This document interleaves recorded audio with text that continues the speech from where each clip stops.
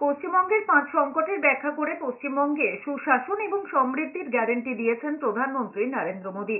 আলিপুরদুয়ারের সভা থেকে প্রধানমন্ত্রী নরেন্দ্র মোদী বলেছেন, এই সময় পশ্চিমবঙ্গের জন্য খুবই গুরুত্বপূর্ণ। বহু রকমের সংকট এখন এ রাজ্যকে ঘিরে রেখেছে। প্রথম, সমাজে হিংসা এবং অরাজকতা। দ্বিতীয়ত, মা বোনেদের নিরাপত্তা এবং তাদের ওপর অত্যাচার। এছাড়া নতুন প্রজন্মের মধ্যে হতাশা এবং কর্মসংস্থান তথা জীবিকার অভাব।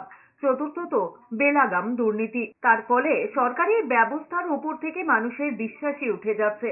আর পঞ্চম তথা শেষ সংকট, গরিবের অধিকার ছিনিয়ে নিতে তৃণমূলের স্বার্থপর রাজনীতি। पश्चिम बंगाल एक साथ कई संकटों से घिरा हुआ है।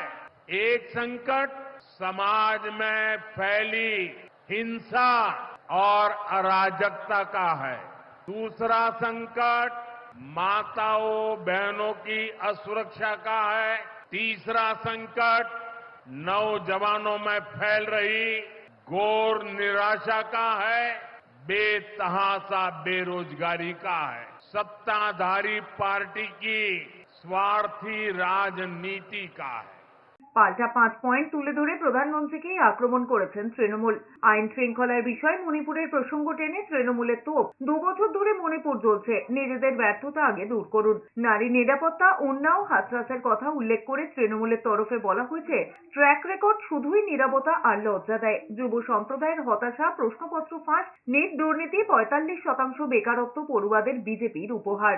দুর্নীতির প্রসঙ্গ টেনে প্রধানমন্ত্রীকে তৃণমূলের তরফে আক্রমণ করে বলা হয়েছে, মোদীর অর্ধেক মন্ত্রিসভা জামিনে বাইরে।